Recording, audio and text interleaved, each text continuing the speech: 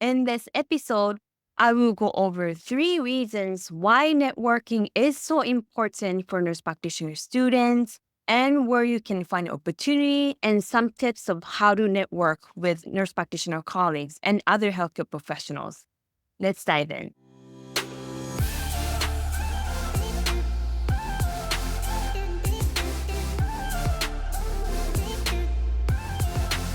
Aloha, I'm Miki Miura, a family nurse practitioner in Hawaii. I've been a nurse practitioner for 10 years and I absolutely love being a nurse practitioner and the lifestyle that Korea has given me. My passion is mentoring nurse practitioner students and new grad nurse practitioners to build amazing careers so that they can have the freedom of choice on what they want to do and how they want to live. All right, let's get into it. So in this episode, I'm going to talk about why networking is important for nurse practitioner students and where you can find opportunities for networking and some tips for networking for nurse practitioner students. First of all, it can create opportunity for clinical placement. Finding preceptors can be very hard. Sometimes your school may be able to help you to find preceptor, but it doesn't mean that your preceptors will be great preceptors. So hopefully your schools knows the preceptor very well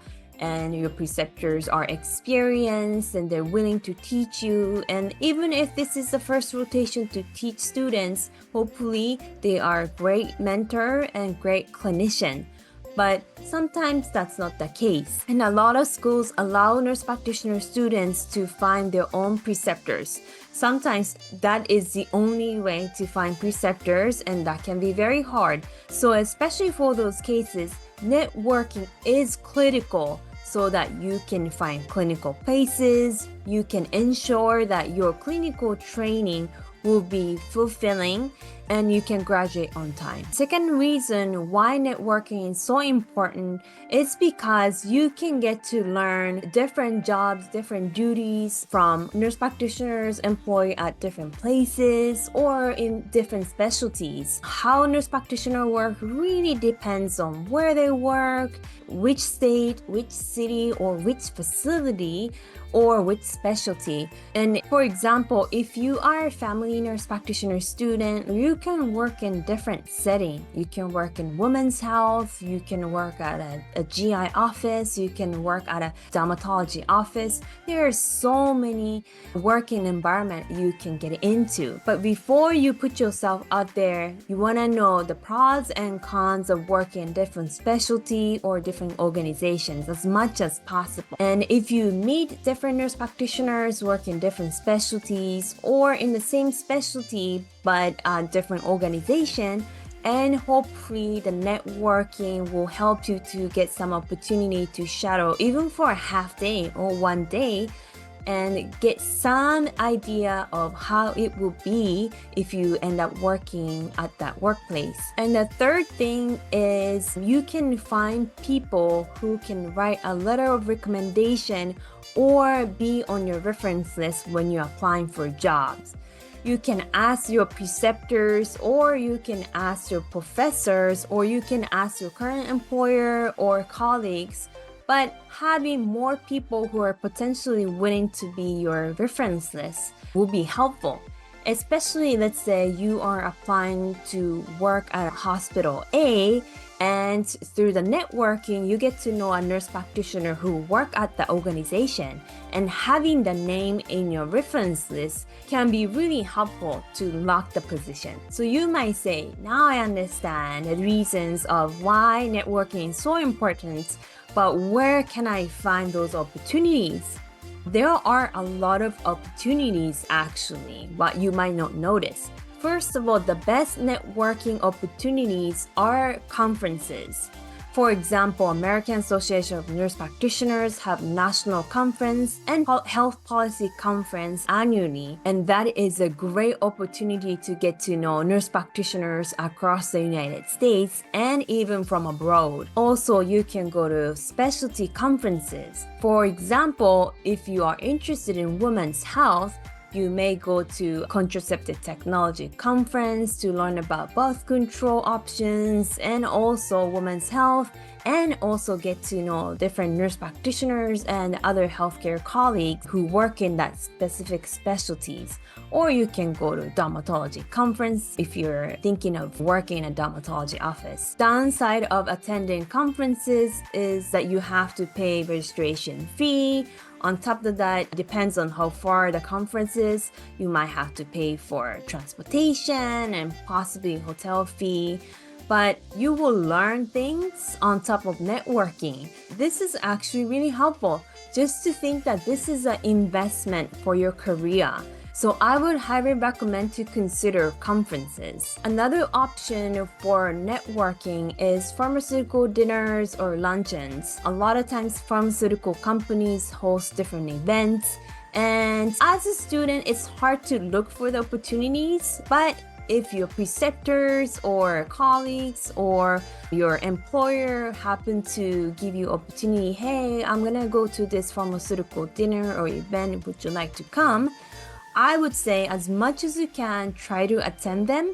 Again, you may be able to find preceptors, and also potentially you can find a future employer. And usually those pharmaceutical events are localized. So especially if you know that you want to stay in the community, that will be very helpful to build a network within the community. The bonus is usually those events are free because it's sponsored by pharmaceutical companies. Another network opportunity is being a part of associations. For example, in Hawaii, there is an organization that advocate for nurse practitioners and other APRNs, and you can be part of that and get to know other leaders, and they might be able to give you some career advice and help you to network. And also there are some policy groups that you can be a part of, and not only that you can learn about the policies and leadership, but also you can build a network with other nurse practitioner leaders. I would highly recommend to be a student member for American Association of Nurse Practitioners.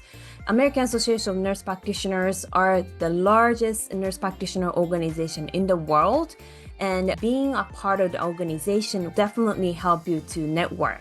And also, if you don't know how to build a network, you can contact your state liaison and they can give you some advice of where to look for. And I have some tips for how to connect with people. I had no idea of these when I was a student, and along the way throughout my career, I learned so many tips from my amazing, brilliant colleagues, and I'm gonna share some with you. First thing is, even though you are not a nurse practitioner yet, I would highly recommend to make a business card. On the business card, you can say nurse practitioner student, and these days it's super cheap to make a business card. I think to make 100 business cards, it only costs like $15 if you order online, and maybe there are more cheaper options. But having that business card make it more official. And when you go to conferences, when you go to pharmaceutical events, when you be part of those organizations and associations, and if you happen to meet people, you can give out the business card. Say, hey, nice to meet you. It's so great to talk to you. I would like to ask you a little bit more questions if you don't mind, and here's my business card. I think this is more formal and respectful way than writing down your number or email on the back of random receipts. You look more prepared, you look more serious, and again, making business card is so cheap. And on top of that, I would recommend to put a QR code on your business card. The QR code will link to your resume on a Google Doc. So when you hand out your business card, you can tell people, if you want to check out my resume, you can scan this QR code and that will lead to my resume. Another tip is to text or email the person that you met on the day of. So let's say you met somebody at the conference, and later in the evening or latest the next day, you should message the person, hi, it was so nice to meet you and thank you for your advice. So I'm so happy I got to talk to you. And if you don't mind, I would like to take you out for coffee so I can ask you more questions. Or maybe, is there any possibility that I can shadow you for half of the day? I would like to know how you practice in that specialty. Follow-up email or text message not only remind them of you, but also sending a message that you are serious and also you appreciate it. So I would highly recommend to send a follow-up text or email later in the day or at least the next day. I hope this episode was helpful for you.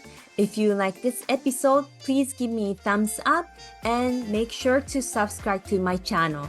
I upload new episode every Friday. Also, please share your experience of networking, any tips of networking. I really appreciate it. I'll see you in the next episode. Aloha.